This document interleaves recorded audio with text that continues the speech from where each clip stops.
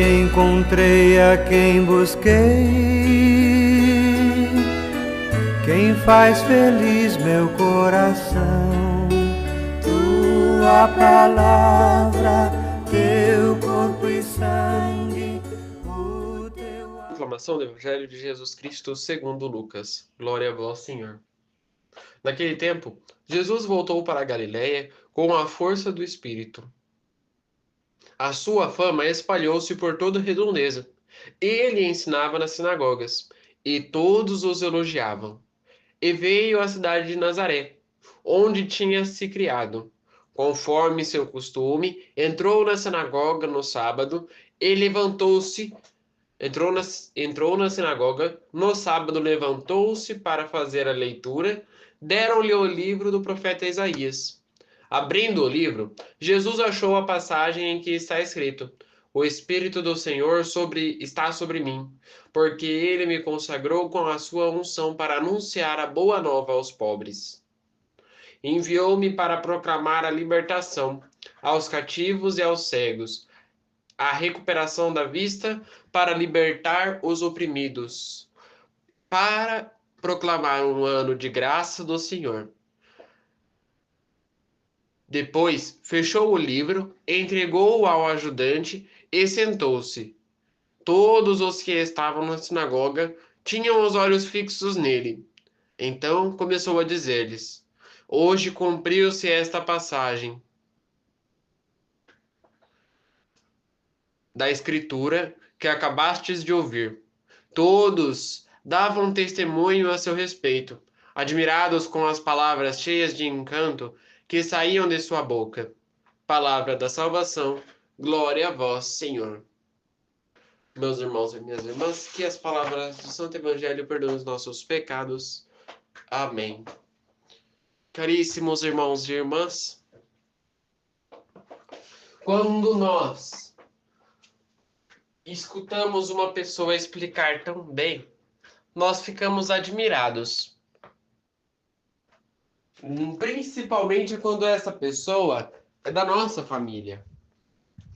Veja bem, naqueles dias, Jesus havia retornado para a sua tribo, para a sua Nazaré, para a sua casa, para a sua família.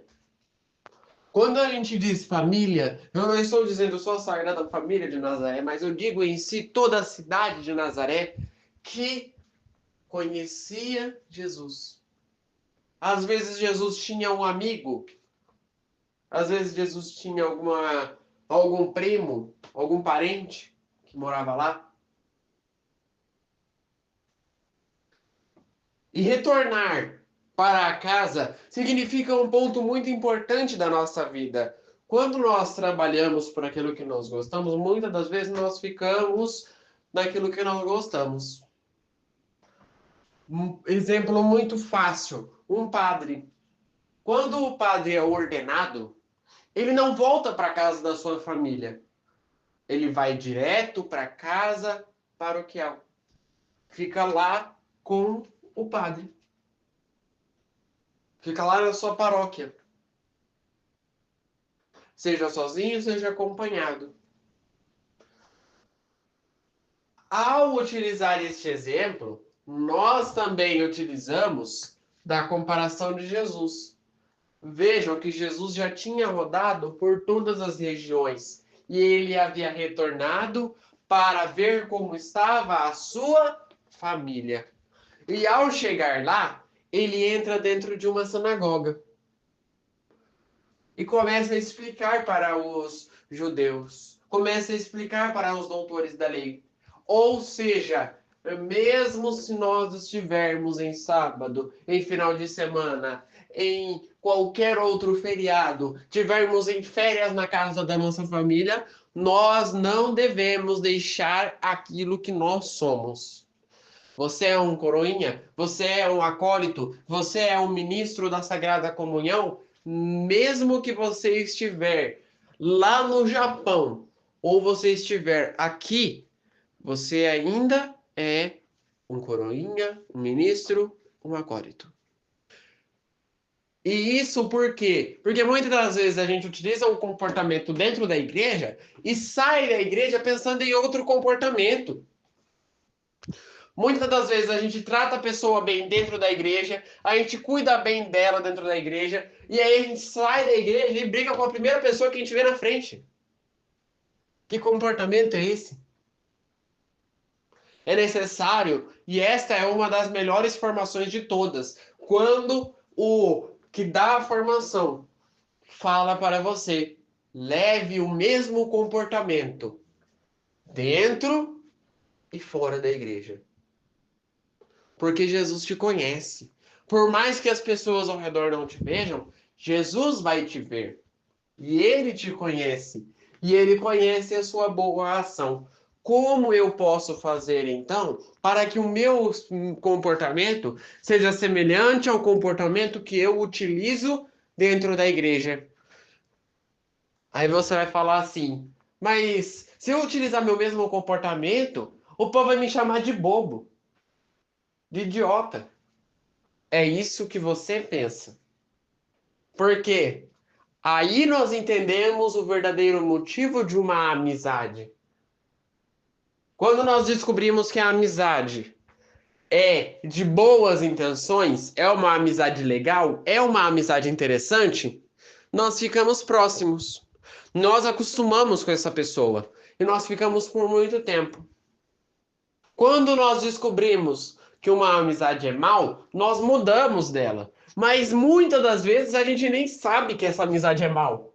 Muitas das vezes a gente está lá com a pessoa, mas a gente não caiu a ficha ainda, porque ela é muito amiga nossa, ela é desde o prezinho, ela é desde o. Ela nasceu com você praticamente, naquela expressão, né? Então você conhece ela de ponta a ponta. Eu já peguei muitos amigos, inclusive ano passado eu peguei bastante. Amigos que eu pensava que tinham a mesma índole do que a minha e que não tinham. E para mim não me corromper como pessoa, infelizmente, chorando, eu tive que deixar essas pessoas. Porque eu sei que se eu ficasse com elas, eu iria me corromper. Se eu entrasse no mesmo ambiente do que o delas, eu iria me corromper. Para não deixar eles tristes, ainda sou amigo deles. Mas não falo com eles. Tem um bom tempo que eu não falo com eles. Por quê? Você pode continuar sendo amigo de uma pessoa. A diferença é quanto você vai falar com ela sobre assuntos que dizem respeito à igreja. Se a pessoa quase não fala de igreja, se a pessoa fala de qualquer outra coisa que diz respeito a encardido e não fala de Deus, primeiro passo é tentar converter a vida dessa pessoa. Se não foi possível, largue ela. Eu digo, largue ela. É mais fácil perder um membro do seu corpo do que o corpo inteiro ir ser jogado ao inferno, como dizia Jesus. E Jesus diz para nós hoje uma coisa muito impressionante. Agora se cumpriu a passagem que está escrita, que acabastes de ouvir. A passagem que ele dizia era dele mesmo. Está cumprido. Agora eu posso anunciar o evangelho. Veja bem. Veja bem como que Jesus esperou. Vejam os anos que Jesus esperou para dizer estas palavras. Agora está cumprida a passagem que vocês acabaram de ouvir. Qual que é a passagem que nós acabamos de ouvir? Qual que é a passagem que nós acabamos de ouvir? O Espírito do Senhor está sobre mim, porque ele me consagrou com a sua unção para anunciar a boa nova aos pobres. Enviou-me para proclamar a libertação aos cativos e aos cegos recuperação da vista, para libertar os oprimidos e para proclamar um ano de graça do Senhor. Ou seja, quem que é o Espírito do Senhor? O Espírito Santo. O Espírito Santo está com Jesus. E aí eu digo, nós devemos esperar o Espírito Santo. Veja bem, se Jesus disse que ele esperou, ele disse com todas as palavras, agora está cumprido. Agora eu posso ir. Ou seja, ele estava esperando. Se ele estava esperando o Espírito Santo, agora o Espírito Santo está com ele. E aí vem um ensinamento muito bom. Sem o Espírito Santo, nós não conseguimos fazer nada com eficácia. Nós não conseguimos ter nada com eficácia. Muitas das vezes, antes de começar a missa, eu faço sempre a oração do Espírito Santo. Por quê? É um instrumento. Porque daí quando você entra por aquela porta, quando você faz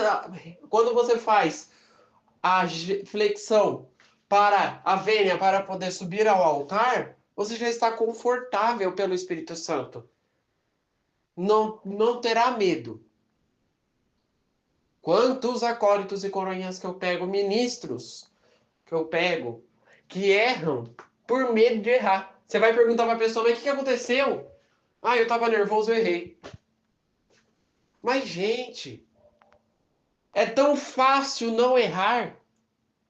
Pede a ajuda do Espírito Santo. O Espírito Santo não vai fazer por você, mas ele vai te dar um conforto. E com pressa você não vai fazer nada. Pensa nesse ponto. Você não vai fazer nada com pressa. Você só vai fazer aquela água quente colocar dentro de uma vasilha para ajudar aquela pessoa que está com a perna quebrada. Aí sim, com pressa de água quente. Só isso. Pensa nesse ponto. Porque quando nós falamos de ajudar a Deus, nós não podemos ter pressa. Precisamos ter calma. Vai servir? Calma. Vai tocar na igreja? Calma. Vai fazer uma leitura? Calma. Leia as vírgulas. Quando eu falo ler a vírgula, não é para você falar proclamação do evangelho, vírgula. Não. É para você ler pausadamente. A cada vírgula você pausar. Assim fica mais fácil. Jesus esperou o Espírito Santo. Por isso nós devemos pedir. Porque se Jesus não tivesse o Espírito Santo, não seria Jesus. E ele reconheceu isso. Nós também precisamos do Espírito Santo para que nós ajudemos com mais eficácia. E assim sermos recompensados por Deus. Que Deus abençoe o esforço e a missão de cada um de nós. Rezemos juntos. Pai nosso, que estais nos céus, santificado seja o vosso nome. Venha a nós o vosso reino. Seja feita a vossa vontade, assim na terra como no céu. O pão nosso de cada dia nos dai hoje. Perdoai as nossas ofensas, assim como nós perdoamos a quem nos tem ofendido. E não nos deixeis cair em tentação, mas livrai-nos do mal. Amém. Que no dia de hoje fique na paz e na alegria de Deus.